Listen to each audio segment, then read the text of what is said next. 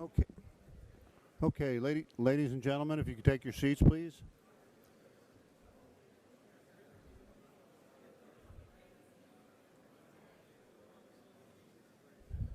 Ladies and gentlemen, if you could take your seats, please.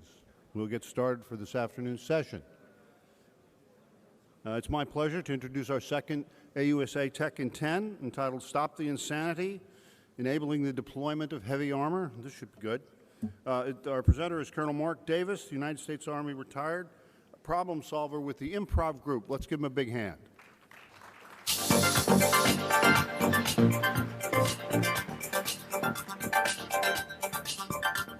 Good afternoon. I want to go ahead and address today some mental health issues, particularly the insanity that's happening and has been going on for the past 70 years in regards to the employment of heavy armor on the battlefield. Smart person once said, doing the same thing over again is insanity, and that's exactly what we have going on right now. A lot of you don't have hairs because you've been pulling it out, especially if you're a logistician and a division movement officer trying to get armor from the port to the rail to the attack position. How is it and how insane is it that we're handcuffed to vulnerable ports and rail terminals? Political turbulence, A2AD, asymmetric threats, and just flat out poor infrastructure and a lack of capacity at these ports, which are also very vulnerable. So I ask you, is this what modern warfare looks like? To me, it looks like insanity. Railing heavy armor has not changed in the last 70 years. Maybe the cranes have changed, maybe the ROHO has changed, but essentially that picture is in Latvia about 4 months ago. It has not changed. Current ramps haven't changed. I would characterize them as MacGyvers. You have cannibalized AVLBs in Europe. In Korea, you have locally procured ramps that require another crane to move it around. Isn't good for rail, isn't good for mobility. And then you have US. Commercial vendors, without talking to clients, have developed things that just won't work. They're not safe, they're not expeditionary, they're not agile, and they're not useful. Possible contingencies. What now? What happens if your assumptions, which you have to continue planning, the ports, the railheads are going to be okay? You can make those assumptions, but you got to have a plan to mitigate what's going to happen when the railhead's damaged, when the port can't go to there because of either host nation won't let you, or because it's been under attack, or maybe an asymmetric threat against a crane operator, which allows him not to come to work because of fear of his family.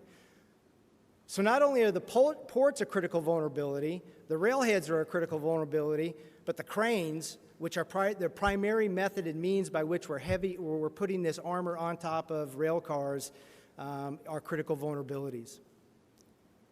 This is what modern warfare looks like. Mobile, agile, portable ramp systems. It's a two-part system. It's simple.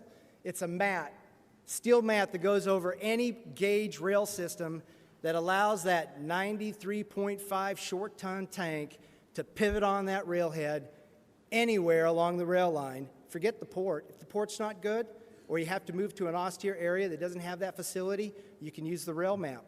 The other part is an 11-piece modular set that is, the heaviest piece is 2,800 pounds. It's portable. Key characteristics: it takes 2 people to put this thing together, has no bolts, no parts. You can move it with a Bobcat loader. You can move it to attack position. So some of you guys are probably saying, well, that's fine and dandy, but what if you get into an extremist situation? Well, look at this. This is the current way we're doing it. This is an ABCT data given to me by USAR. Right now, it takes 22 days. With my system, with just one system at Antwerp, I can do it 50% faster, and you don't have to go to 3 different ports and use line haul from those locations.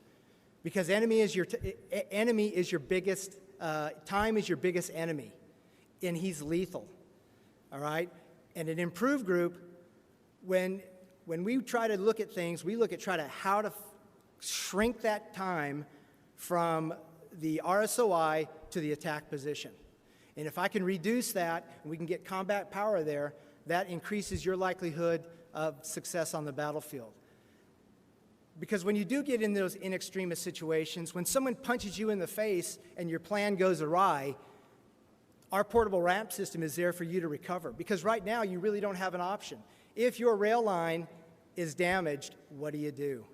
On this one, you can do an in extremis offload anywhere. Imagine that, anywhere. You can actually do distributed armor operations and kick out those battalions, those brigades off of the rail line versus traveling past and going to a port or a railhead and then having to move into the attack position. And that's what this does. Simple Atlas loader on the back of it when you know you're going to get into a kerfuffle, and you just take that thing, the Atlas loader then builds it out, and then you roll that tank off of there. Same thing with the terminals, the ports. In Antwerp, for instance, there's one ramp, but there's 5 rail spurs.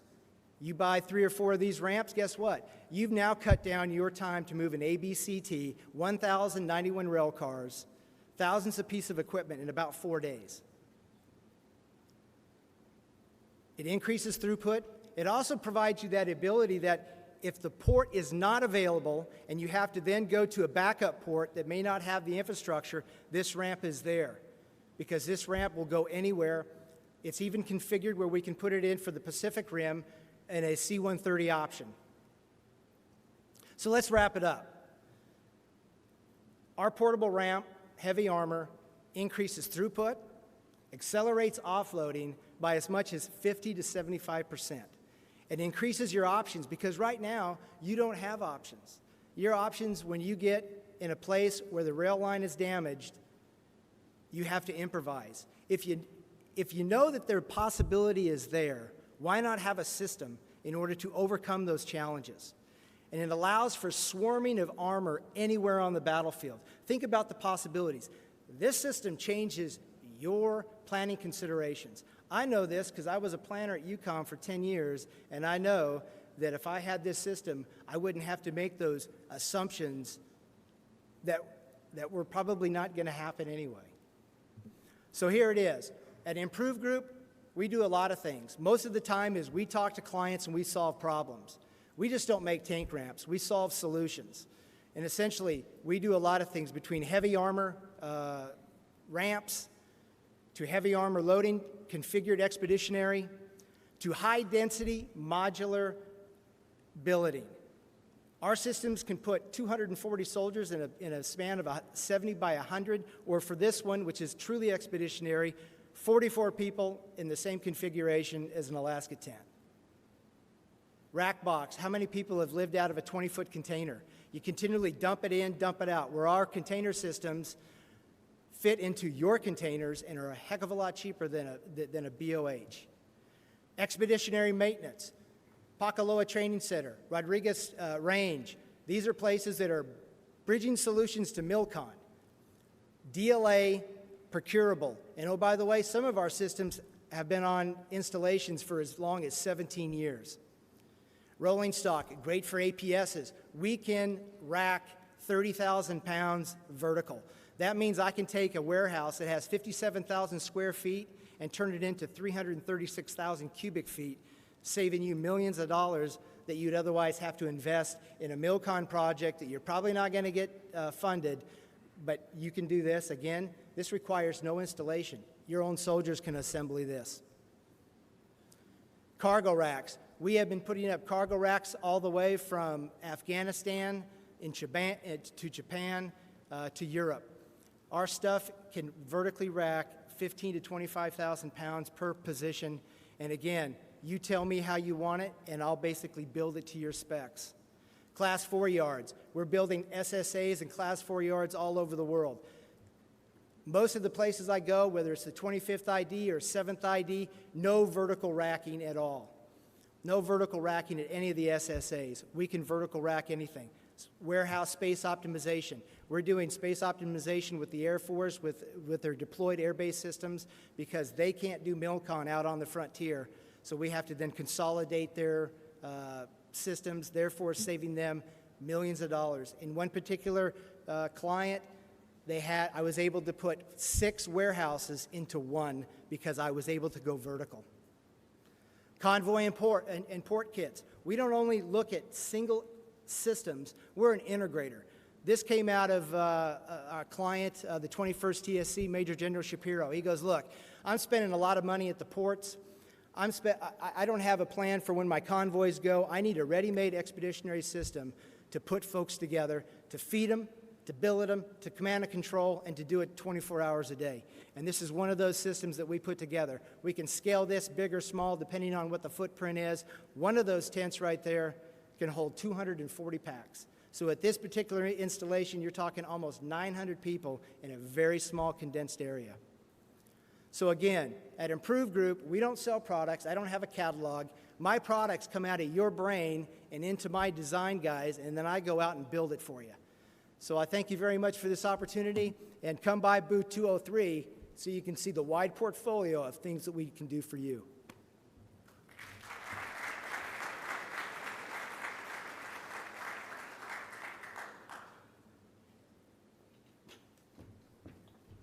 Well, thanks, Mark, for that intriguing presentation. I think lots of things to take a look at. And again, I encourage you to swing by and see Colonel Davis when we break up this afternoon.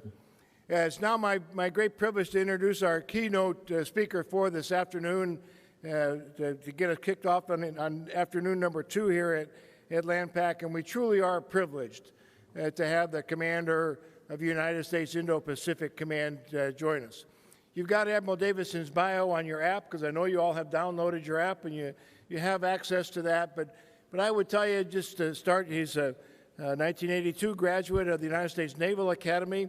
We heard from a 1982 graduate of the United States Military Academy this morning, so maybe just a little bit of a rivalry there.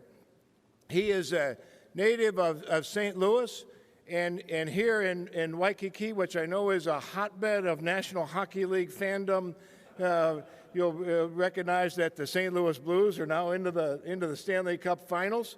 If General Milley was here, he would probably take you on, and given the Boston Bruins and the St. Louis Blues. In fact, Admiral Davison, I shared a note with General Milley over the lunch period. I told him that you were going to be the leadoff speaker for this afternoon, and unsurprisingly, General Milley, who's captured in Washington, D.C., was like, can I get out there like right now for the presentation? So he's a little bit jealous of you. I would tell you, having had the privilege of serving alongside Admiral Davidson on the Joint Staff a number of years ago, if you tailor-made an officer to be the commander of United States Indo-Pacific Command, you'd look for an officer that is supremely grounded and well qualified at the tactical level. And Admiral Davidson is that, both ashore and afloat. You'd look for someone who has a wide array of operational assignments in his parent service, but also in the joint and combined world. And you would look at this level for an officer, for a commander who has strategic vision, who has the understanding of not only U.S. national security, but a broad understanding of international relations, interagency activities, and Admiral Davidson's experience across the interagency and in international assignments makes him exceedingly well qualified to serve as our commander here in the Pacific. So with that, ladies and gentlemen, please a warm welcome for Admiral Phil Davidson, Commander, United States Indo-Pacific Command.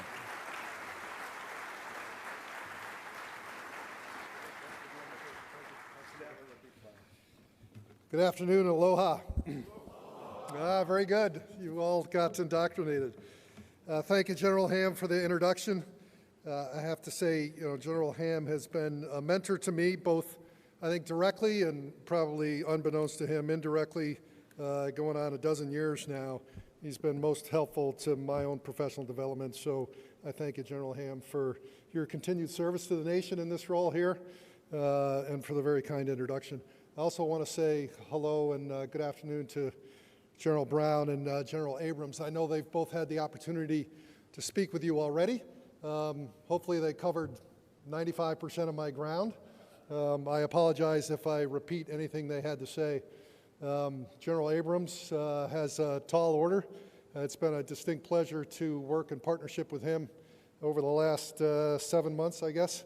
now together on the problems that face us when it comes to North Korea. And despite the differences in alma maters, I think the kinship we have in being co-1982ers has been most helpful. Now, I know General Brown, we spend quite a bit of time together here in Hawaii talking about the Army's vision for the future and our collective vision for the Indo-Pacific, and he's been an important partner as well, so I'm grateful for both their service and for being here today. This is my first LANPAC, probably no surprise to anybody. I just spent quite a bit of time talking about it in the car with my folks on the way down here, and I know that they're doing a tremendous job, and it was a pleasure to see some of the booths out front just now. And it is also great to see all the general officers and others that are here in attendance today, as well as all those from the allies and partner network that we enjoy. I intend to make the focus of my remarks to that international audience for the most part. Please bear with me if you're a U.S.-only audience, but I hope General Brown filled that in. 28 nations, other nations, here with us at LANPAC today, representing nations from all across the Indo-Pacific. And I'd like to thank you specifically for making this long trip to such an important event. And if you take nothing else away from my conversation, and certainly the conversation of all the interlocutors that are here today, I hope you will recognize that we are in this together and a partner that you can rely on. The theme for this year's LANPAC hit the mark regarding the theater applicability. A free and open Indo-Pacific, innovative and agile land forces expertly describes America's need for the land component in this theater, a land component that knows the world is evolving. Whether on the blue continent of Oceania, the Pacific Island chain, operating in the archipelagic environment of Southeast Asia, responding to a natural disaster in South Asia, or exercising in Northeast Asia, we cannot realize our collective goals in the Indo-Pacific without securing the land domain. Our vision at U.S. Indo-Pacific Command is to ensure a free and open Indo-Pacific, alongside a constellation of like-minded allies and partners, united by mutual security, interests, and values in order to deter adversary aggression, protect the homeland, and be ready to fight and win in armed conflict. I'll frame my remarks today around how I view the land domain's role in the theater, especially that of deterring armed conflict and building a network of allies and partners in order to ensure a free and open Indo-Pacific. Now, for more than 70 years, I would argue that the Indo-Pacific has been largely peaceful, and that's due to two things. First is the willingness and commitment of free nations to work together, as well as the credibility of the combat power that's resident within U.S. Indo-Pacific Command, and certainly U.S. Army Forces Pacific and U.S. Forces Korea, but most importantly, the credibility of that combat power as it works alongside its allies and partners in the region. That peace and the resulting prosperity are now threatened by the likes of the People's Republic of China, by Russia, by the Democratic People's Republic of Korea, and by violent extremist organizations across the theater. This is in addition to the constant threat of natural disasters to our nations.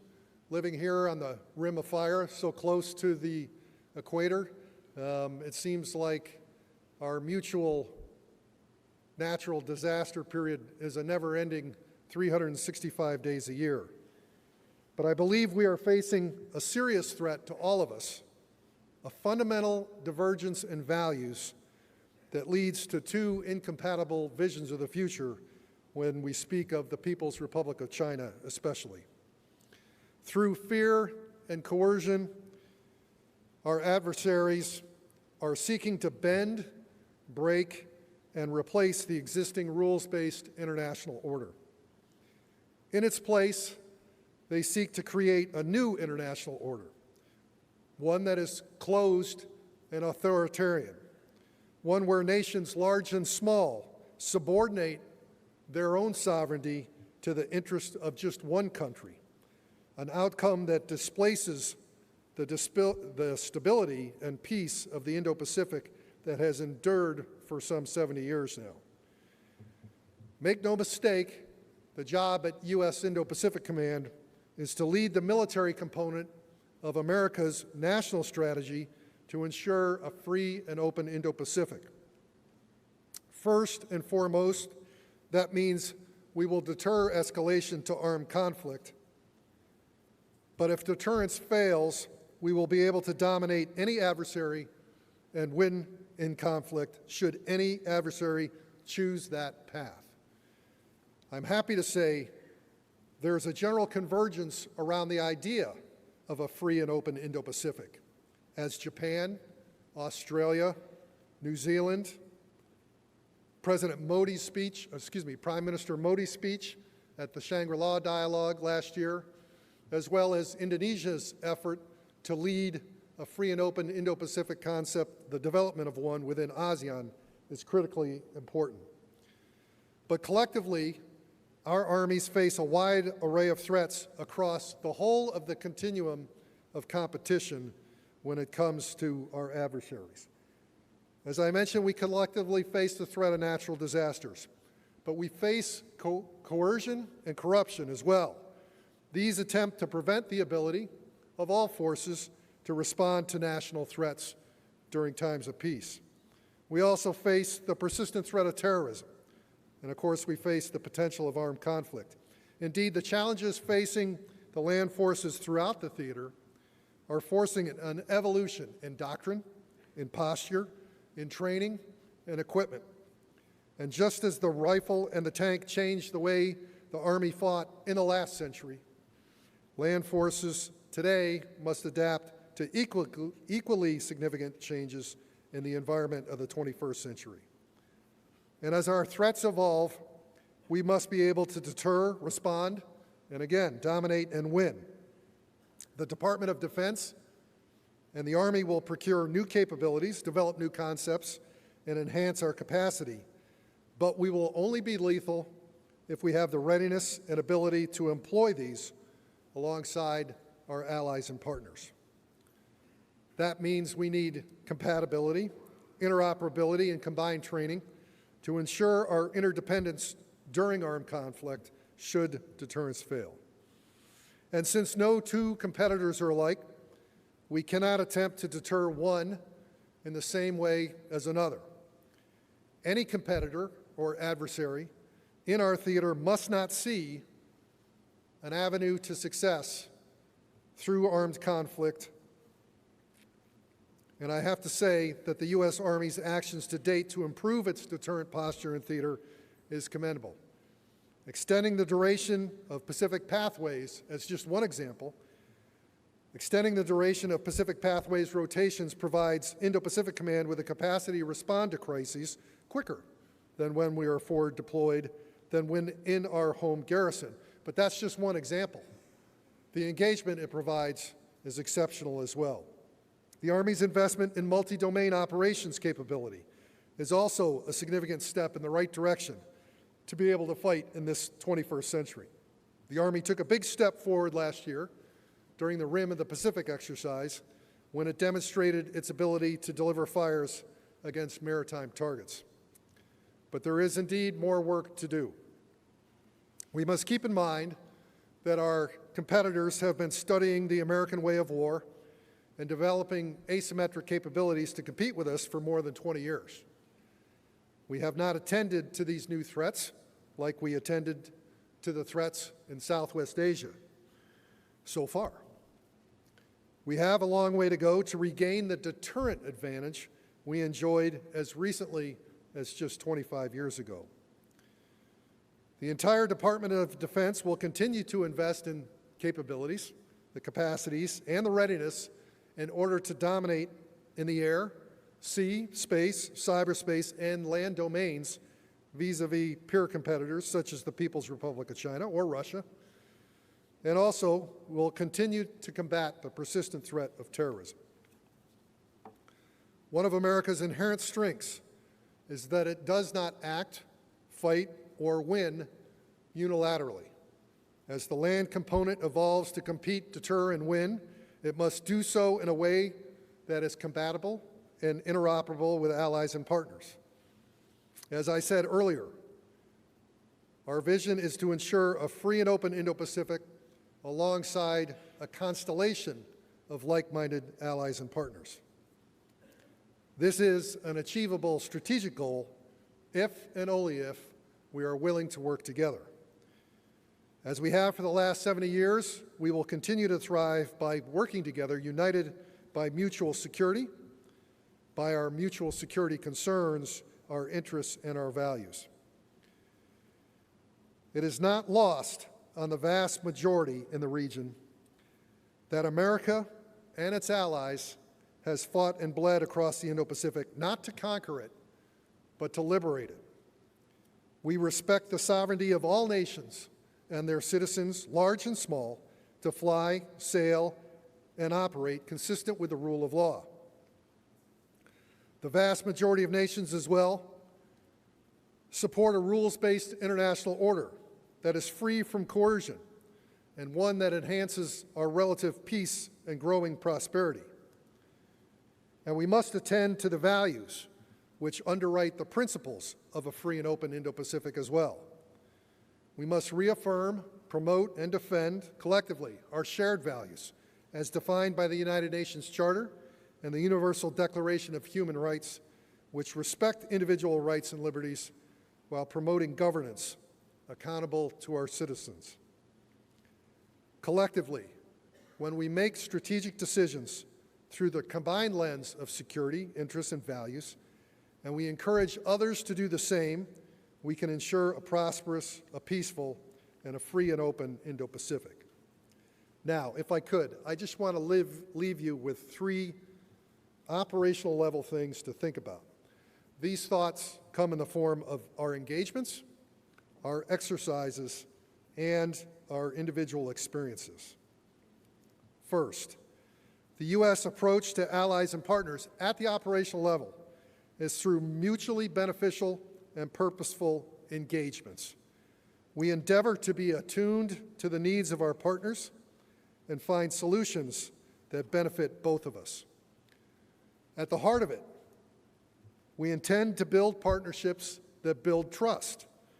This concept applies in our foreign military sales, in the interoperability that comes from common systems, from common operating norms, and in our formal and in interpersonal relationships.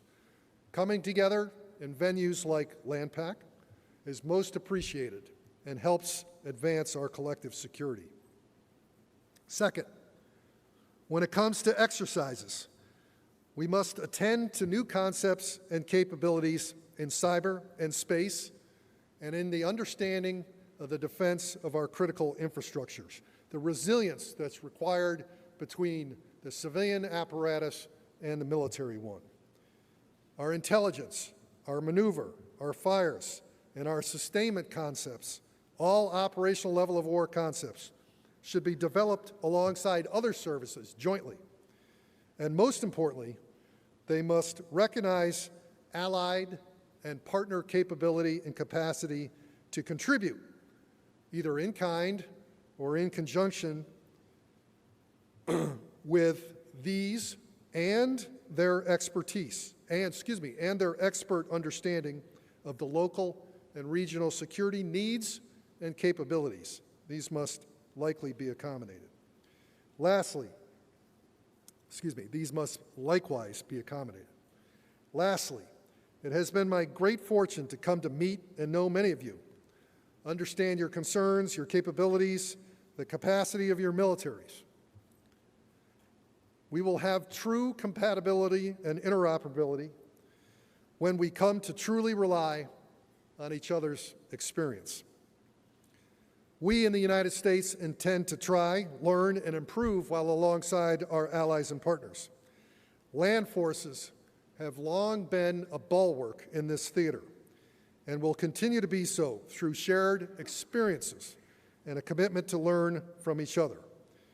Looking forward, I expect U.S. Army Forces Pacific will continue to play a foundational role in assuring Indo-Pacific nations share that experience. We too are in this for the long haul and with that shared experience. Engagements like these, exercises like Cobra Gold and others, and shared experiences will continue to help us work together in peace to prevent conflict and sustain the rules-based international order that has led to the peace and prosperity that all our nations rely upon. As I said earlier, the Indo-Pacific has been largely peaceful due to that willingness and commitment, as well as the credibility and the combat power of all of us working together side by side. Our competitors are threatening our peace by trying to sow doubt in that very premise. I have no doubt about the United States. I have no doubt about our allies and partners represented in this room today. Together, we can and we will continue to ensure a free and open Indo-Pacific. Once again, I thank the LANPAC Symposium, here and AUSA for the tremendous job they've done putting together this forum. I appreciate all of your attention today and wish you the best of the remainder of your week. Thank you very much.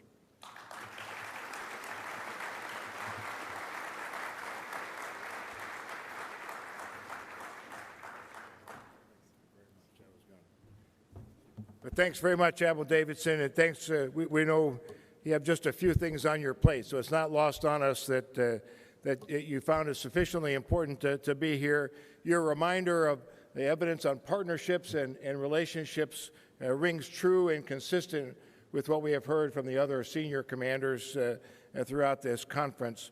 And I think your very clear call to all of the armies of the region to adapt to the rapidly changing Indo-Pacific environment is very clear. We should all remember on the U.S. side, on the challenges clearly delineated in the National Defense Strategy, 4 of the 5 challenges are resident in this theater and only in this theater: China, Russia, North Korea, and certainly the continuing challenge of violent extremist organizations. But similarly, the priorities that are identified in the National Defense Strategy of an unrelenting commitment to readiness is evident here in the Pacific Theater, a continuing commitment to allies and partners, the ironclad alliance that General Abrams spoke of, also evident here. And Admiral, your presence here today, for all of the armies and for all of us here today, certainly communicates your very clear understanding and commitment to the essential role of land forces in the Pacific. Thank you, sir, for your time and for your continued support. One more time, ladies and gentlemen, please.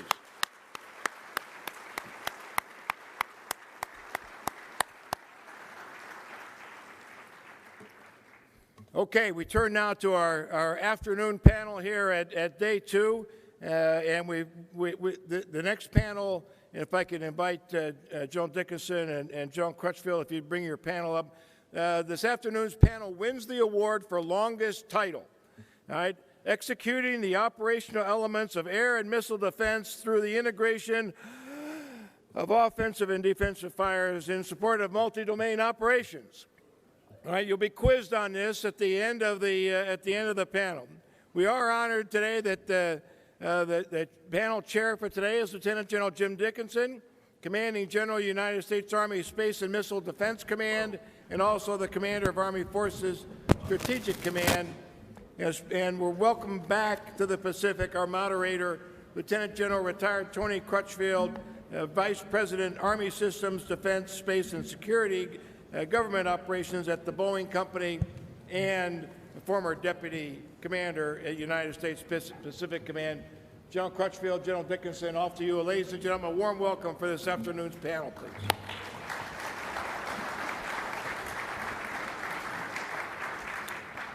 Thank you, and aloha. It's good to, wow, that was a big rousing aloha. It's good to be, always good to be back in the Pacific, seeing a lot of friends and and thinking about the challenges, some of which never change. I will not, General Ham, I will not repeat the title of the panel today. You've done a great job. I'll skip that. I'd like to formally introduce our panel members today, and then after brief comments from them, we'll move into our question and answer period. As General Ham said, our panel chair today, to my right, is Lieutenant General Jim Dixon, Commander, United States Army Space and Missile Defense Command, Army Forces Strategic Command, and the Joint Functional Component Command for Integrated Missile Defense. Also, Major General Doug Gabram, the Director of Test Missile Defense Activity. Major General Mike Morrissey, Commander 94th Army Air and Missile Defense Command. Yeah, I don't know anything more than you do, Mike, sorry. Thanks, sir.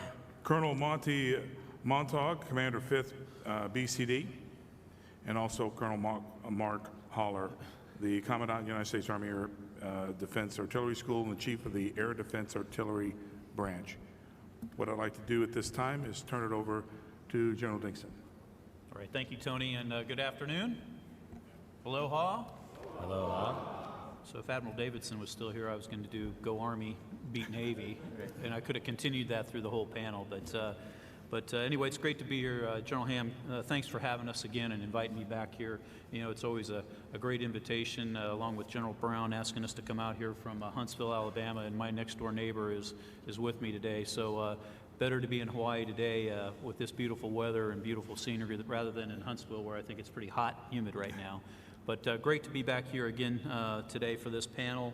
And again, to Tony, thanks for, again, helping me out with the panel today. I think it'll be a good one. And I wanted to touch just quickly, I know Tony went through the folks on the panel, but I want to kind of set the stage in terms of the expertise that we have up on the panel today. And I'll just kind of look down the panel and go, there's a tremendous amount of Pacific experience here on the panel today. So my personal experience is I've been in the Indo-PACOM region for about 4 years, serving on and off, come back from time to time. But as you look down the table here, you'll see that we've got Mike Morrissey, a true air defender, has been here for a little while here in the command of the 94th, and then down at the end of the table is Mark Holler, who just recently, not too long ago, came out of Korea as the 35th 88 Brigade Commander, and really can a lot of the additives to the peninsula in terms of capability happened during Mark's watch over there. And then, of course, we've got a couple other folks that I'll mention here in a minute. But what I want to kind of build to is that although we may have Mark Holler here in an institutional role, he's got a lot of operational warfighting experience. Just as the person to my right, which is Major General Doug Gabram, most of you may know that he is an expert aviator in our Army today. Was last the AMCOM commander not too long ago, who did a lot of great things for our aviation as well as our missile defense forces around the world, but is now the director for tests for the Missile Defense Agency. And so I will tell you, having an aviator come in to run our MDA tests that I'll talk about in just a minute is a big win for us, because it brings an absolute operational experience to that particular enterprise and that job. And of course, we've got Monty Montague down there as the 5th BCD commander. And as you notice on the title of this slide, we're talking about offensive and defensive fires integration. So on this panel, we've got folks that, one, they're sitting on this panel, and two, do it every day between Monty and Mike Morrissey. So I think we got a pretty good bench here, and the reason I bring all that up is just to make sure all the hard questions will go to those individuals today here on the panel. But again, it's great to be here today, and I'm going to talk for a few minutes here about some missile defense broad concepts and strategies. The good news is we have had a tremendous amount of documents, guidance that's come out over the past couple of years, from the NSS to the NDS to the Army Vision to the Army Strategy, and most recently we've had the Missile Defense Review that has been finalized, approved, and is on the street and is being actioned as we speak in terms of some tasks that came out in the Missile Defense Review that are very important for not only the missile defense enterprise, but our DoD global forces in particular, and I think Doug Gabriel will probably touch a couple of times on the MDR. So what I'd like to do, I sat through the panel with my friend Mike Bills, and I think the title of theirs was, if I wrote it down right, Black Swans and Pink Flamingos, Preparing for a Unknowable Future While Avoiding a Knockout Blow. And so when I heard that and saw that and listened to the remarks, I almost thought, boy, that'd be a good title for this particular panel, because that's what we do, quite frankly, every day, is we figure out how we're going to avoid that knockout blow from a missile threat. And then we're also trying to do what? Modernize and get better each and every day so that we're ready for that unknowable future. So, I wish I could have stolen that and changed my chart before this, but now I'm stuck with what I've got. But I thought that was a very good panel, Mike. Appreciate you doing that today. So if I could go to the first slide. So I got 3 charts that you'll have to bear with me on, but this particular chart I show in many different forums, and the reason I showed this chart is I just want to talk for a minute about what our comprehensive approach to missile defense, in my mind, it should be. And that is one where if you look at this chart in particular, if you kind of look across on the lower right-hand side and then kind of up to the middle of that chart, you see a lot of things, right? You see a lot of weapon systems, you see a lot of capabilities that are on that chart. Everything from THAAD to Patriot to Aegis, whether it's BMD or whether it's Aegis Ashore, and you see the interceptors. You see the ground-based mid-course defense system that we've got soldiers at Fort Greely, Alaska and Colorado manning each and every day, 24/7, 365 in defense of our homeland. And so when you look to the kind of the center of that chart to the right, you see a lot of things, a lot of capabilities. What you also see, if you look down towards the bottom, you see that green arrow there, and of course that's a very, very precise dollar sign that's put on there, but it's $3 signs, which means we spend a lot of money and a lot of investments in that particular part of a ballistic missile trajectory. So if you kind of look, I failed to mention that if you kind of look to that chart, you look all the way to the left, you'll see that missile flying its ballistic missile trajectory to the right-hand side of that chart. And so once you get up to the middle of that chart, you see what? You see you've got a lot of capabilities that defeat that threat from the mid-course to what we call the terminal phase of flight, which is the very right-hand side of that chart. That's very expensive. We're able to do that, and we've invested a lot in it. But I think we can all agree that with the growing operational environment, we will have probably more missiles than we have interceptors. So how do we get after balancing that calculus? I would propose to you that we balance that calculus by looking to the left-hand side of that chart, where you don't really see a lot of things, right? You don't see a lot of kinetic type of capabilities where we can get after our adversary missile launches from a different perspective. One where we look to more of a left of launch or a prior to launch type of capability, or during the ascent phase or the boost phase of that interceptor.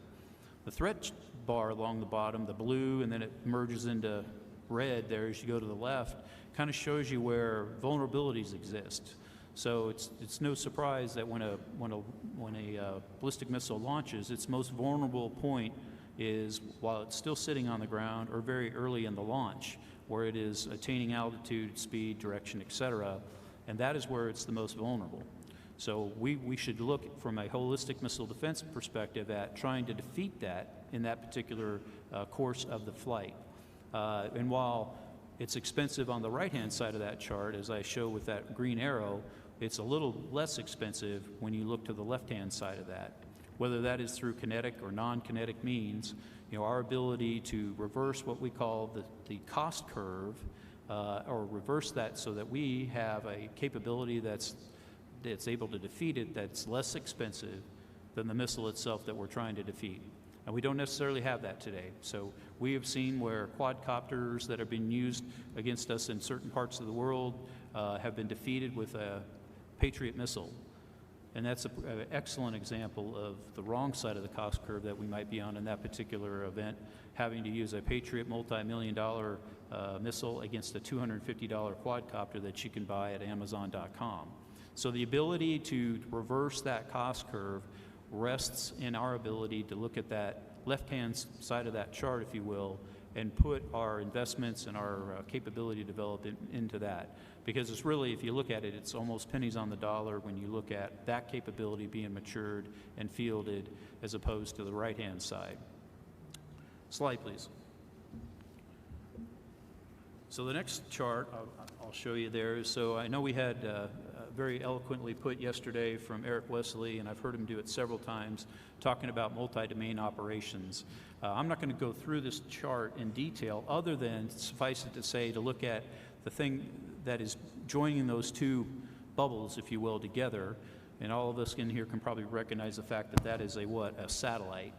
And so what I want to talk about a little bit on that is the fact that, you know, our ability to operate in a theater that is termed, you know, where we are fighting the tyranny of distance in many respects, is very dependent upon our ability to operate from space, using space assets.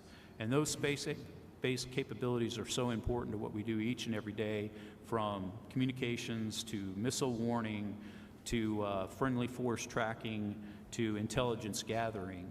And as we look to the future, and as we've seen that in the open news these days in terms of what the Space Force, the Space, U.S. Spacecom, and those types of organizations are looking at for the future, our ability to leverage space is more important and is growing each and every day. You know, if you look across, and I see General Clark sitting out there, you know, if you look at one of your brigade combat teams right now, you know, it's anywhere from what, about 4,000 to 4,500 super troopers that are trained warriors and soldiers. But in that formation, there's more than 2,500 pieces of space-enabled equipment that relies upon space in order to function and win on the battlefield today. There's more than 250 satellite communications-based assets that are within that formation, and that's a single BCT. You know, it's no mystery that the U.S. Army is the biggest consumer of space capabilities in the Department of Defense today. So our ability to recognize that, our ability to train in a denied, degraded, and disrupted environment from space is very important, so that our soldiers understand that. But more importantly, we understand how to leverage space in the pursuit of ground combat operations. Slide, please. So if you take the backdrop of that first chart that I had that showed the ballistic missile flight and where we were on the cost curve, you took the last chart that I showed in terms of obviously multi-domain operations, we kind of get back to how do we get after the missile problem is set within each of our op plans in the Indo-Pacific. And one of the ways is to employ the operational AMD elements. And so this is not new. This has been around since I was about a captain in the United States Army in terms of what are the pillars of air and missile defense. And you can see them across there. It's quite evident. One is active defense, passive defense, attack operations, and mission command. All of those, if you look at the definitions up there in those four quadrants, fall nice and neatly within our multi-domain formations and operations that we are developing today.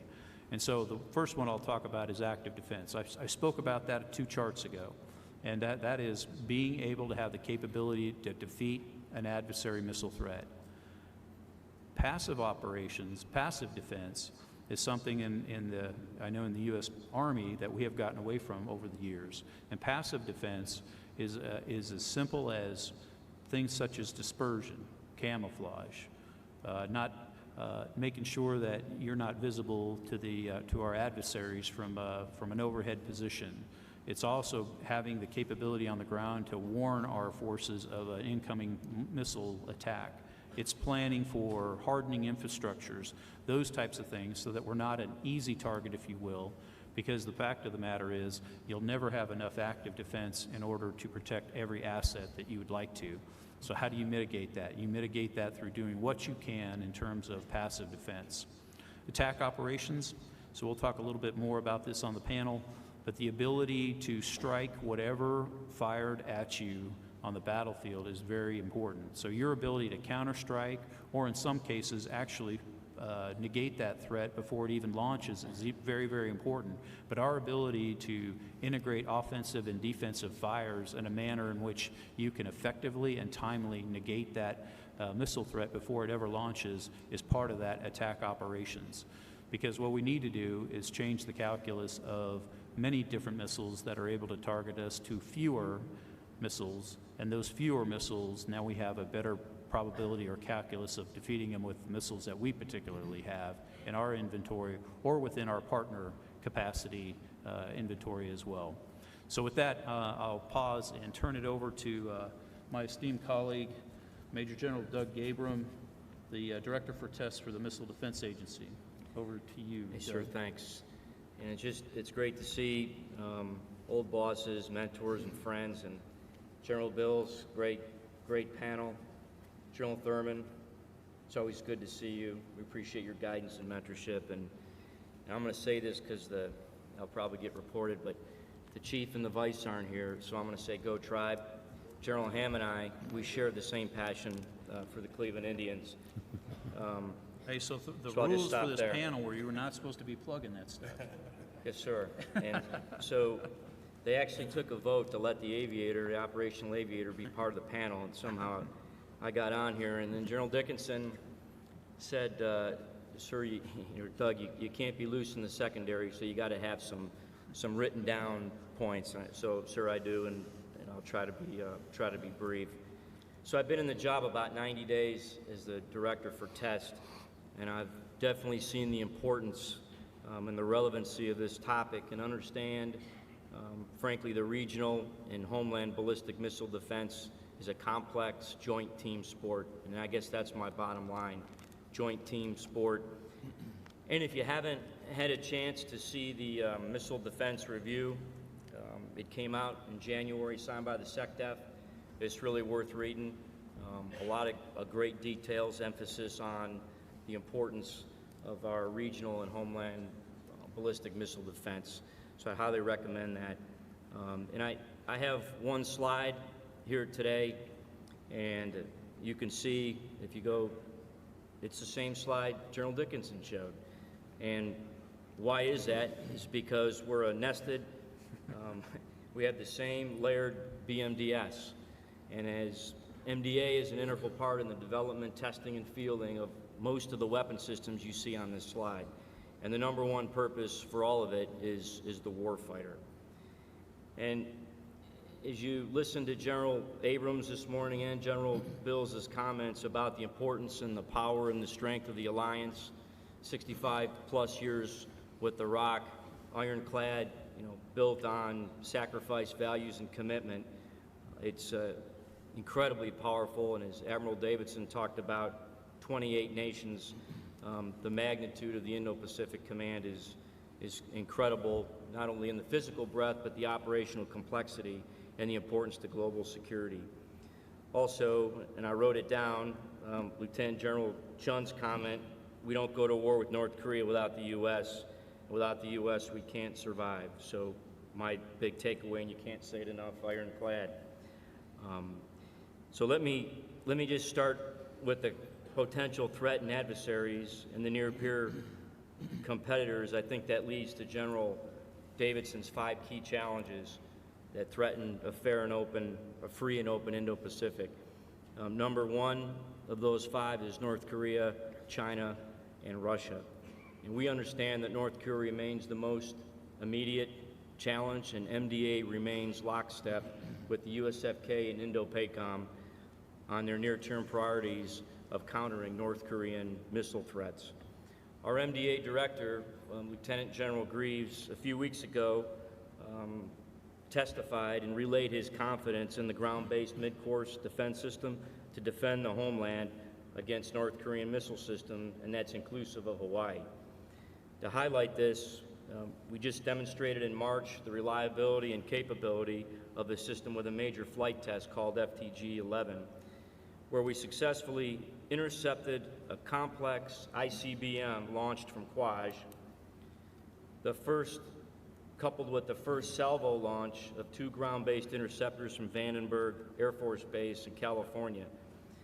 And the scope and the assets involved in this were frankly historic. Multiple services, General Dickinson's team, SMDC, involved space assets, F-35s, UAS, radars from Alaska, Guam, Wake Island, Hawaii, multiple Navy ships, command and control from Colorado Springs to Vandenberg, all the way here to Hawaii. It was incredible to be part of, and frankly, I wish I had the time to show you the video. But the GBI lead interceptor destroyed the re-entry vehicle in an exo-atmospheric engagement. To knuckle draggers like myself, that means in space, really high, about 4,000 miles over the Pacific. And then the Trail GBI launched, looked at the resulting debris, remaining objects, selected the most lethal object, just like it was designed to do, and hit it. So for the crews, the warfighters of the 613th AOC right here in Hawaii, the 100th GMD Brigade in Colorado Springs who participated in the test, it validated the trust. And really it's an overall big win for our nation, and to include many industry partners here in the room. Another challenge Admiral Davidson talked about is China's aggressive weapons modernization efforts, and represents, frankly, I think the greatest long-term strategic threat to the Indo-Pacific region and the United States. So China, as we know, has fielded, can field, or it's close to fielding hypersonic delivery systems that could hold our carrier battle groups or our forward deployed forces on land at risk. The Undersecretary of Defense for Research and Engineering, Secretary Griffin, testified before the SASC Emerging Threats Subcommittee a couple weeks ago. He said this: "Speed of delivery of new capability to the field is what really matters. DoD has innovators, but no more time. While the U.S. enjoyed the peace dividend, China copied the U.S. Superbook playbook, and Russia is now resurgent."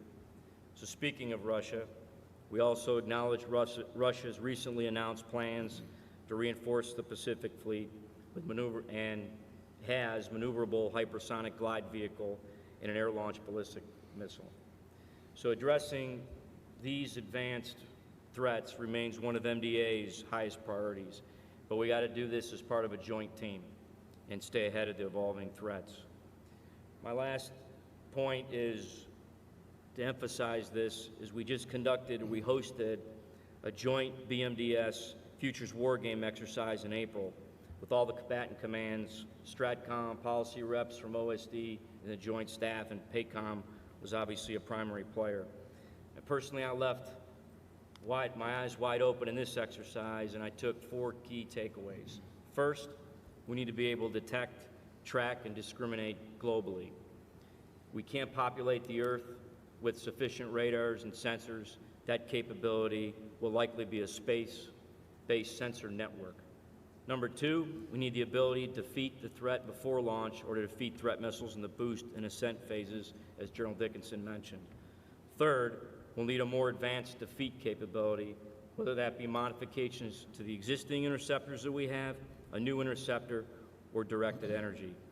Fourth, and finally, we'll have to be sure our battle management systems are up to the challenge of focusing on complex and rapidly changing data to enable timely engagement decisions, because time is our biggest enemy.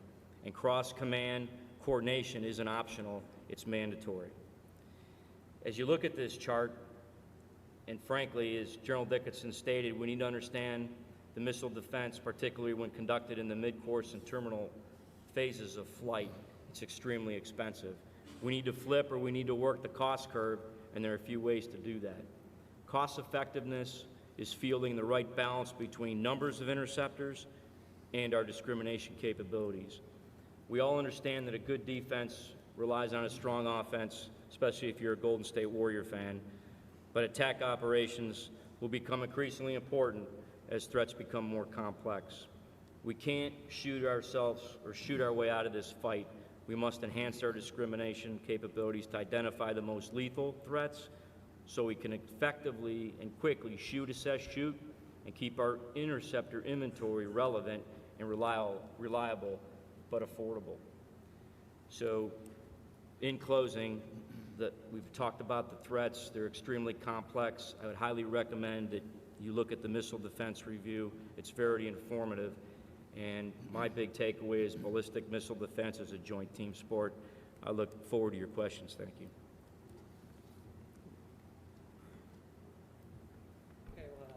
Thank you, sir. That was a good Sorry about the handoff. segue into attack operations. We'll go ahead and go to the next chart. So as already mentioned, attack operations have been an operational element of air defense doctrine for quite some time. You can go all the way back to Desert Storm. The joint forces have spent considerable time and effort attempting to locate and target enemy surface-to-surface missile threat. In my own operational experience as a captain in the mid-1990s, 1st Battlefield Coordination Detachment, that was my primary role and function, to plan and execute both deliberate and dynamic targeting against threat missile systems. And I'll tell you what we found is it was a highly resource-intensive operation with very little return on that high investment. So that was really proven true in the two conflicts in Iraq and all the training exercises in between those two conflicts. So in response, as we've already kind of talked about here, a heavy investment went into our our active defense capabilities. So we modernized Patriot into a very credible ballistic missile defense capability. We developed and fielded THAAD, and then also the ground-based mid-course defense system for the homeland defense that we talked about. So moving forward, it was mentioned earlier that early this year, the President and the Acting Secretary of Defense, Shanahan, came to we're at the Pentagon, and in a televised event, they rolled out the 2019 Missile Defense Review. And really what I'll be talking about is a renewed emphasis in this defense review on attack operations moving forward. So as part of a comprehensive missile defense strategy, attack operations will degrade, disrupt, or destroy threat missiles left of launch. So, and really the outcome that we're looking for here with attack operations is more effective active defense. And as mentioned earlier, the less targets that you have to intercept, the better your active defense fight is going to go. It's important to note that attack operations is not going to supersede active defense operations. They're going to fuse those or work together as part of that comprehensive approach that we talked about. So you might ask, why do we have the renewed emphasis? We've tried it in the past. We weren't very successful for what's the reason for this renewed emphasis on attack operations for missile defense? And it was already kind of been discussed here in the panel already. Number one is the changing nature of the threat, and number two is the cost to meet that challenge of that new threat. And it was talked about a lot yesterday. Our enemy has developed that multi-layered standoff A2AD capability, and their surface-to-surface missile systems are a big part of that anti-area access, area denial capability. So the bottom line is the reason for the new emphasis is our access to theater, our ability to set the theater is in jeopardy. So what is the path forward? And that's kind of what is highlighted there on the chart, what it depicts. So it's the Office of Fire's concept, and it's going to provide the theater commander with land-based strategic attack options to deal with that A2AD threat. There's really three critical components in this concept. Number one is an integrated ISR network that'll allow us to observe and acquire threat missile systems and their supporting networks. So some of the characteristics of that network include, as already mentioned, a lot of it, or some of it will be space-based sensors for that persistent overhead coverage. It will include joint, interagency, and multinational sensors. So that's a big part of the interoperability piece with our partners and allies. They need to be part of the solution for the sensor piece, for sure. Some of the sensors are going to be rocket delivered, and that's going to provide what I would call dynamic sensing in support of dynamic targeting. These sensors are going to be able to talk to each other, so they'll be able to pass data back and forth to each other, and that's going to help with queuing as well as the target correlation purposes. So the second component is the command and control capability, and that's going to be designed to match sensors to targets and targets to shooters, and at speed as described by Lieutenant General Wesley yesterday during the MDO panel. So some characteristics of this capability. It'll be able to take sensor data from multiple types and numbers of sensors. It'll fuse that data into a target solution. It'll facilitate airspace deconfliction. That was something that, that really was part of our lack of success in the past, is the length of time that took, was the airspace deconfliction. And then it'll assign the appropriate shooter to service the target. And then the last thing is the shooter, third component. And that's going to be a number of shooters that can range targets within both the strategic deep fires area and the operational deep fires area. So how are we going to get there? Well, the Army is accelerating the development of these capabilities, and it's being spearheaded by the Army Futures Command. And then I'll just conclude by sharing something that Lieutenant General Lundy, he's the CAC commander, reminds us often when he speaks to us. He says that in our history, we have often lost the first battle in our wars with peer competitors. And that's true here in the Indo-Pacific region, World War II and Korea. And the result of losing these first battles was having to fight a long, protracted war at great cost and sacrifice to gain ultimate victory.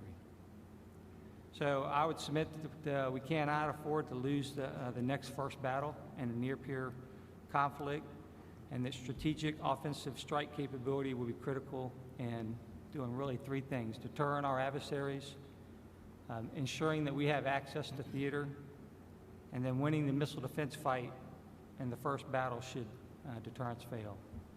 And with that, I'll turn it over to Brigadier General Morrissey, sir, for your comments. General Ham, first, thank you for putting this on. And a great event. And duty first, sir. General Crunchfield, appreciate the promotion earlier, but there's far too many witnesses in here that know that will never happen. Aloha, ladies and gentlemen. Aloha. I'm Mike Morrissey, the commander of the 94th Army Air and Missile Defense Command. We're a forward deployed headquarters integrated into the Indo-PACOM team. We are organized joint.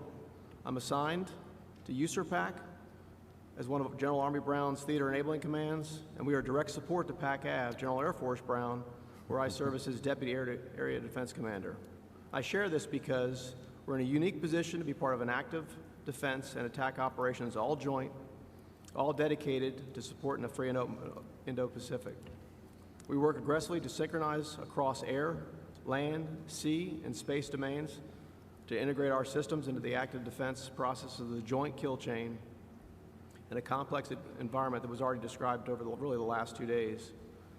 So Admiral Davidson talked about the threat earlier, but let me really stress a few of those specific to air and missile defense. Our adversaries possess sophisticated capabilities and the world's fastest developing missile and space programs, making the region the most capable air and missile defense threat environment in the world. The threats we face are growing, as well as the capabilities to defeat our systems. General Graber mentioned hypersonics, cruise missiles, unmanned aerial vehicles, and of course a wide array of tactical ballistic missiles. Future challenges in the region include space denial, cyber, precision strike, low-cost GPS, and maneuverable reentry vehicles. This complex network of anti-access air denial capability challenges and limits our options. It requires a joint, multi-domain, multilateral response. In this environment, our organization, the 94th, provides and synchronizes combined theater and air and missile defense in order to meet operational requirements and help to deter those threats. Next slide, please. Directing your attention to the chart behind me, let me briefly highlight our presence across Indo-PACOM. We have forward deployed sensors that provide detection and discrimination in support of both homeland defense and regional defense. In support of regional active defense, we have forward deployed sensors and shooters in Korea, Patriot in Japan, as well as THAAD in Guam. These systems are integrated into our joint kill chain and are tied at echelon with our partners. The activation of the 38th Brigade in Japan last fall has been a force multiplier for the region and is just really one example that demonstrates our commitment to that key ally. Here in Hawaii, our headquarters is integrated in PAC-AV's Air Operations Center, the 613th. And this is really where we tie it all together in order to synchronize active defense and, for Air Force speak, defensive counter-air efforts and conduct attack operations planning. Using USERPAC's lines of efforts, readiness, allies and partners, and dynamic forward posture as a framework, let me just briefly highlight a few of the integrated air missile defense initiatives that are going on in theater and support integration of offensive and defensive fires. Readiness is number one. Given the threats we face in this contested space of hyper-competition, we must be postured to fight tonight. Everything we do contributes to maintaining that posture. These readiness exercises we do are tactical up through strategic. In support of the multi-domain task force, we've made significant gains over the last year regarding integrated air missile defense. We've developed and validated engagement kill chains from sensor to shooter, refined mission command, sustainment, task organization within the MDTF, and we continue to work these in upcoming exercises. We also support Army modernization efforts, as well as optimizing the current systems we have, like the integration of THAAD and Patriot. And of course, we stay engaged with the institution, material developer, and industry. Lieutenant General Bills mentioned earlier on his panel, we go together. We will not fight without our allies and partners. The combination of geography and sophisticated threats require proactive defense arrangements. It requires us working together with our allies and partners. And our allies have made significant investments in air missile defense. Army Patriot, Navy Aegis BMD, and we look forward to interoperability as their capabilities grow. We continue to strengthen relationships through operational exercises and training rehearsals, all of which strengthen our bond and improve interoperability. We continue to improve joint and combined processes through SME exchanges and tabletop exercises. Lots of work to do, but incredible progress. Finally, through exercises like Defender Pacific and Orient Shield, we support USERPAC's dynamic forward posture line of effort to train agility and responsiveness, which includes conducting CONUS-based deployments. And these and other deployment exercises help ensure we're postured for contingencies, presenting multiple dilemmas, and ultimately contributing to deterrence. And our leaders, soldiers across the theater are making great strides every day as we work with our allies and partners to collectively set conditions to strengthen relationships. I think with that, I'll stop and pass it over to Colonel Montague. Thank you, sir. I would like to start, sir. Thank you, General Ham, for hosting this event. General Dickinson, thank you very much for inviting me to speak and participate in this panel. As I look across the audience, I think most of you fall into the category where you're passionate and interested about this topic, and you're probably wondering what's an artillery guy doing on a panel talking missile defense. As I also look across the audience, I see a small contingent of folks, many of whom are from my very unit, are just wondering if I can keep my comments under 7 minutes. So for those of you in that first group, I hope to convince you by the end of this that there is a reason for the Battlefield Coordination Detachment Commander to participate in this forum. And for those in that second group, there's a clock right here, so I promise I will keep my comments to the appropriate length and leave plenty of time for your questions. In order to give an understanding of the perspective that I bring, I would like to talk a little bit about the organization, the 5th Battlefield Coordination Detachment. There are 4 active duty Battlefield Coordination Detachments. The one here in Hawaii, the 5th, is 71 soldiers strong, and with that contingent between here on island and those who are spread out on 2-person teams across the Pacific, we really have 2 responsibilities that we provide to General Brown or to other ground force commanders in exercise and in operations. The first and foremost, we have the responsibility for liaison, both with the CFAC as well as with PACAF. And secondly, we have the responsibility for ensuring interoperability and training at those subordinate wings and operations groups across the theater. And what that does is it means that folks in our organization spend a lot of time thinking about planning. And planning is not sexy. Planning is not what people want to talk about as it relates to interoperability and how we're able to function collaboratively. But planning is absolutely what we have to become more proficient at in the environment that was described yesterday. The fight in the Pacific, as we talked yesterday, is going to be fluid, it's going to be dynamic, and it's going to be fast. And if we're not able to plan across all of our services, then we can't do the most important thing, which is to bring those exquisite service-provided capabilities to the fight at the right place and at the right time. The reason why I think that I've been given the opportunity to participate in this panel is the best example of what happens when we do that well is how well we do that in the field of ballistic missile defense. How well we're able to synergize Army, Air Force, and Navy capabilities to get after the ballistic missile threat here in the Pacific.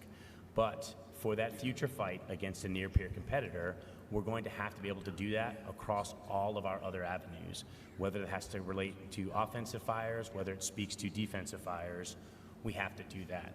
We talked a lot yesterday about the competition phase. Next slide, please.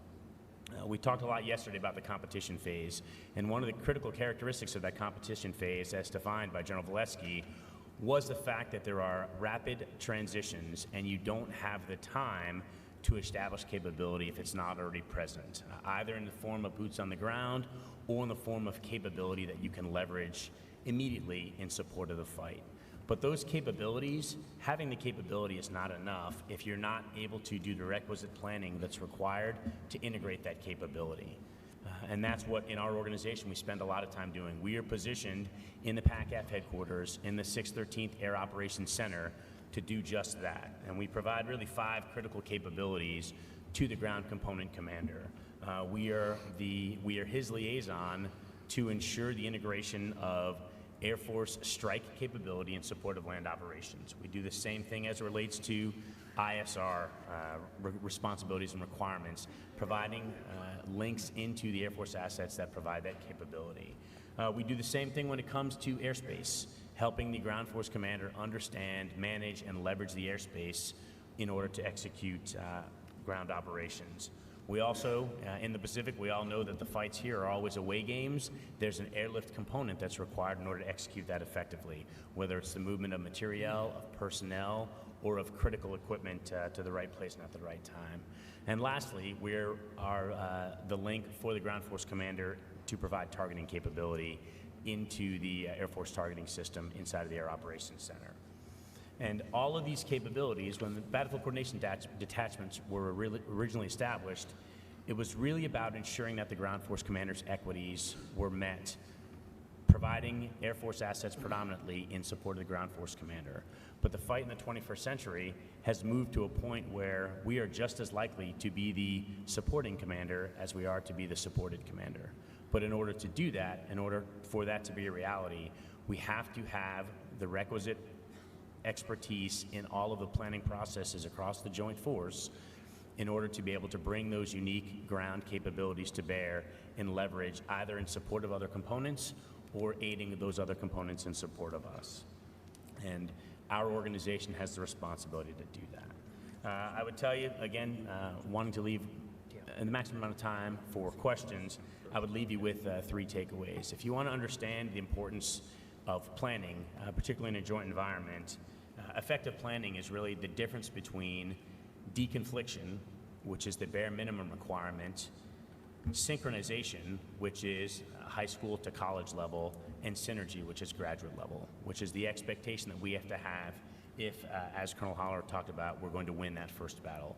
We have to be able to synergize all of those capabilities by putting the right experts in the right place in order to do that. Secondly, as I mentioned before, the competition phase is all about managing transitions. The more effectively that you plan, the more capable you are in operation to adjust to changes, particularly changes that are dynamic in nature. I hear a lot of ground commanders express frustration with the ATO, with the air tasking order, and the rigidity that comes with that process as perceived. However, the more time and energy that we put into developing that plan, the more flexibility we have in execution. And lastly, I would make the humble argument that the Battlefield Coordination Detachment is the epicenter for that opportunity to plan effectively and collaboratively across the joint force. We are positioned in the Air Operations Center and with the right subject matter experts in terms of lethal, non-lethal fires, intelligence support, airspace and airlift management. We have the ability to not be the choke point, but to be the conduit for Army capabilities in support of the joint force. Thank you all for your time. All right, thanks to all the panel members. Now we'd like to jump into the questions. We've got a few. I'll start out with the first question to General Dickinson. Sir, deconflicting targets and engagement assets among services and allies and partners requires a common operating picture and a common communications network. To what degree does such commonality exist right now? So that's a great question. I will tell you that it exists today in the Indo-Pacific theater, but to the extent to which it exists, it needs to get better. And I would say that with what we see in new capabilities and capacity that's being built not only by the U.S. but our allies and partners, and as we look to the future and we look to these new capabilities, we've always got to make sure that we're looking to a capability that is interoperable, meaning we're able to share data, but getting to the point where we're integrated, where we're able to take that data amongst the different systems and be able to actually action an engagement or an action based upon that. So interoperable to integrated, and then we really need to get to where we have the best shooter and the best sensors that are available to in order to mitigate a threat. So today it exists, but not to the level I think that we need to have in the future. Thank you.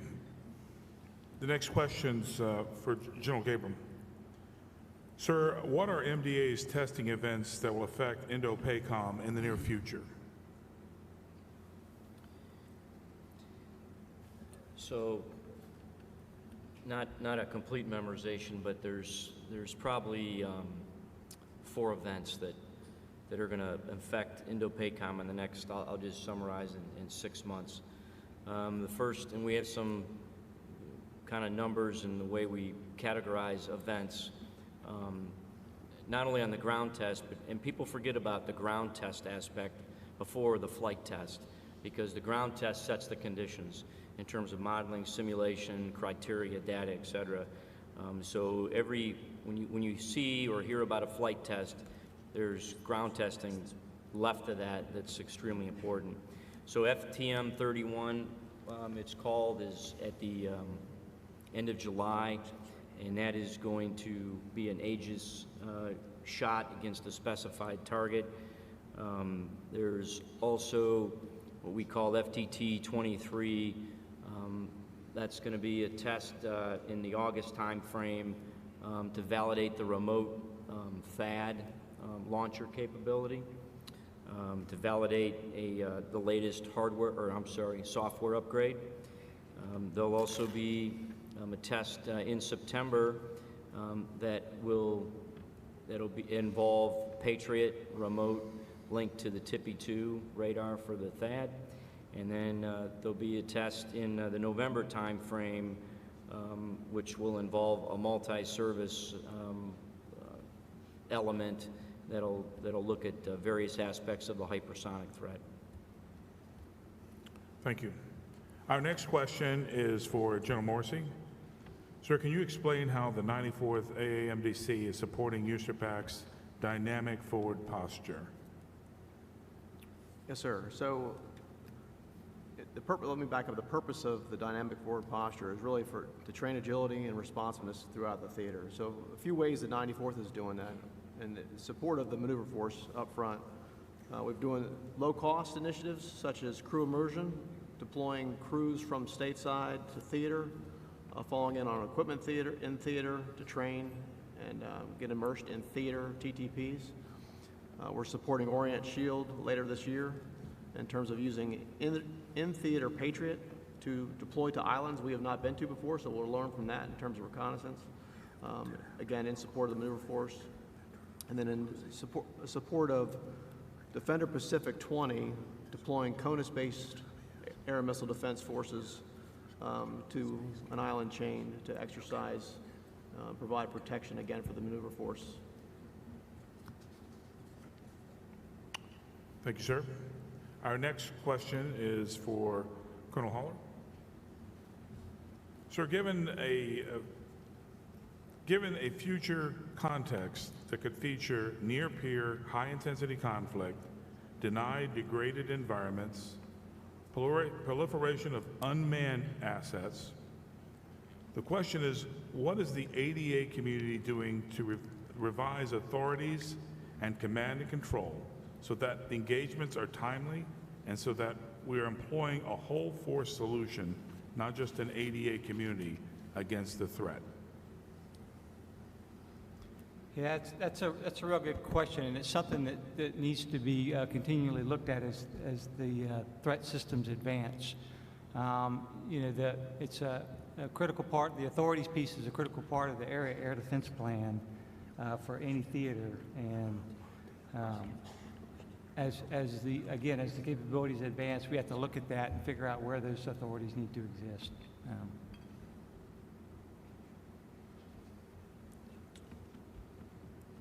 General Dixon, back to you for the next question.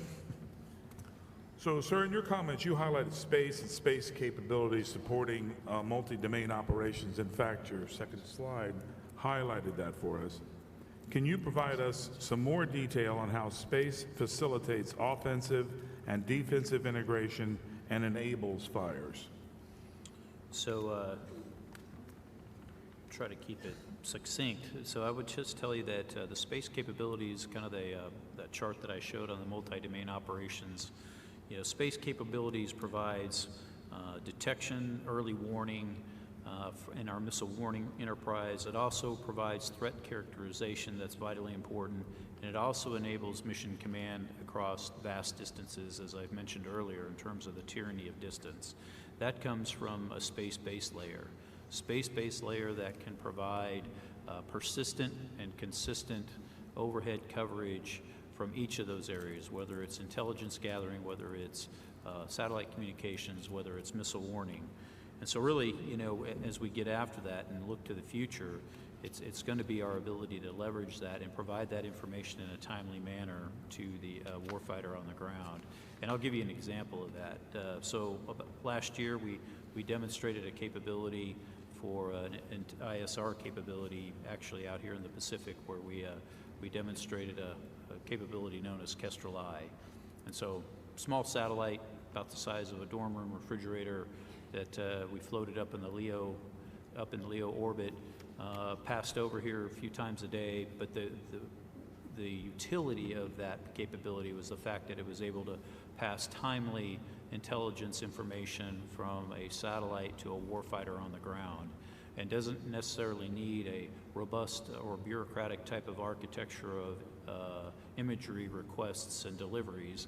It was responsive. It's responsive to the warfighter on the ground and provide that information that they need in a timely manner. So those are the types of things that we would need in order to move into a much more offensive and defensive type of integration for the fires. The ability to see it, the ability to determine what it is, the ability to communicate that, and then action that in terms of targeting. Thank you, sir. The next question I'll direct to Colonel Montague, but would ask the other panel members if they would also care to comment. So, Monty, where do you see the value of a fully integrated, cross-service, interactive, and automated mission planning enterprise system for both IMAD and ballistic missile defense? Sure, great question.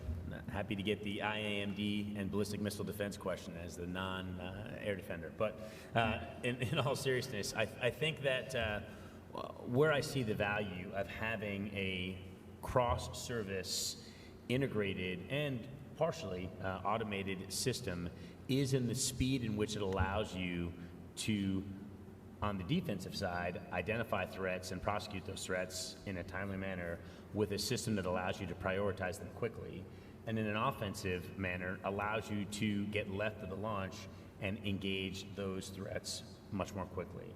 I would say that that capability, that joint, even combined in this theater capability, to have a place where all of those entities are existing in one space, to have those conversations has benefits beyond just IAMD and ballistic missile defense, but it impacts our ability to operate across the board. The only thing I would add is, I mean, I don't think anybody in here, even folks who really aren't paying attention, would argue against the value of a common operational picture.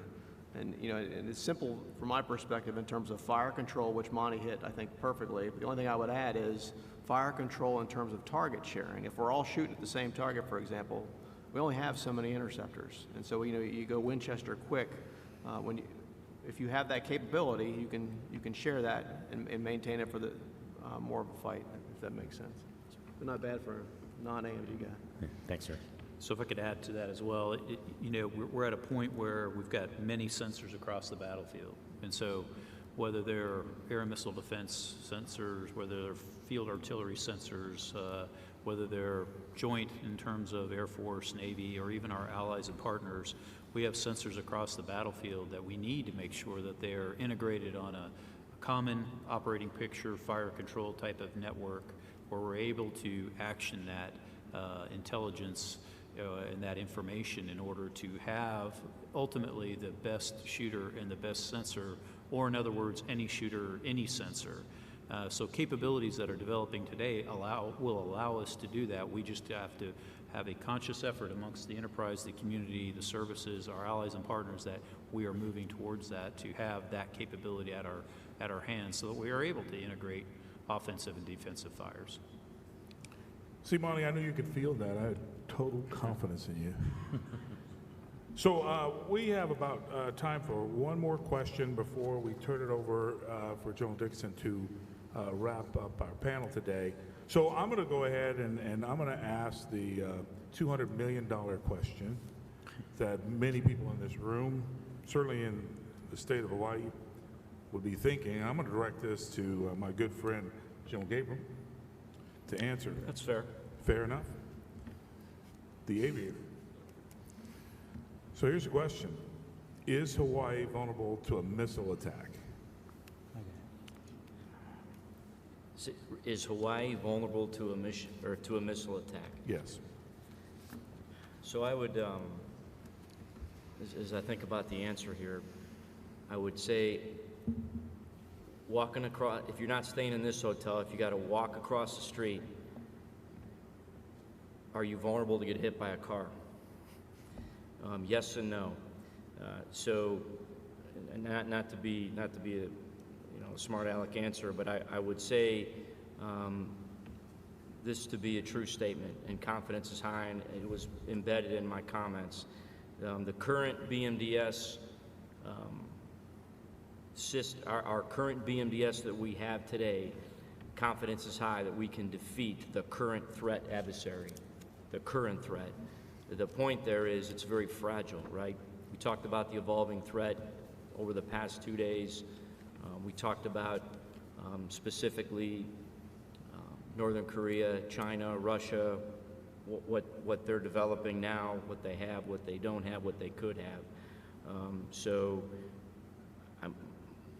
It's been said many times, and I talked about the test that we did to demonstrate that IBCM that we launched during that test was a very threat-oriented target, but that was a test. So you fight the enemy, not the test, or you fight the enemy, not the plan. I would say we have very high confidence, to answer your question, sir, but that is fragile, and we got to stay ahead of it. Anybody? That's the aviator point of view. Well, I appreciate those thoughts, sir. I would, before I turn it over to General Dickinson for closing comments, just want to say, although probably the longest title of any panel, I would submit certainly the most important to not only the United States, but all our partners and allies in the Indo-Pacific. And from personal experience of just a couple of years ago, when I was sitting in the position to think through some of these wicked problems, it certainly was one that kept us up at night thinking about not only myself, but also my bosses, Admiral Locklear and Admiral Harris, and all of our allies in the region. So I want to thank AUSA and General Ham, you and your entire team, for allowing me to be a part of this again this year. Thank you, sir. And I'll turn it over to General Dixon to close us out. All right, just a couple of things here at the end to kind of tie this up, and that is, you know, as we look at air and missile defense, integration of offensive and defensive fires, it is all based on our, quite frankly, in this theater, on our partners and allies that we have. The integration of their capabilities, of your capabilities, to build that capacity that I talked about on that first chart. Because when you look over on the right-hand side of that chart, you know, it'll take all of us in terms of being able to put fires on adversary threats that are coming into our defended assets. And so we do that each and every day. And as we look to the future, as we try to get to a layered defense from mud to space, meaning from the ground up into the space, using the capabilities that we collectively have, it's critical that we are moving towards an integrated defense capability and the ability to tie those sensors and shooters together so that we not only have a defensive capability, but an offensive capability as well. So today it's been an honor to be here, to have the panel. Thank you to the panel members that are here today, putting a good spin on all of the things that we're talking about today. Incredibly complicated mission area, offensive and defensive integration. But I think today we got some good dialogue today and some good discussion. So General Ham, again, thank you for having us today, and thank you.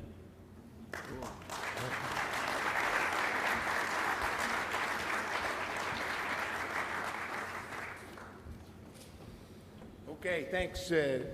Thanks for another great panel to close us out. You know, General Dickinson, as you talked on that chart and the cost line across the bottom, and the fact is, your enterprise costs a lot of money. And certainly we are hoping that you and all that are involved in the enterprise do all you can to bring those costs in line. But we should also remember there is a cost to not investing in this capability, and that cost is unacceptable. So we all understand that as well. But thank you all for a great panel. Ladies and gentlemen, that wraps up day 2. Coffee will be available at 0700, and we'll start tomorrow morning promptly at 0800. Have a wonderful evening here in Waikiki.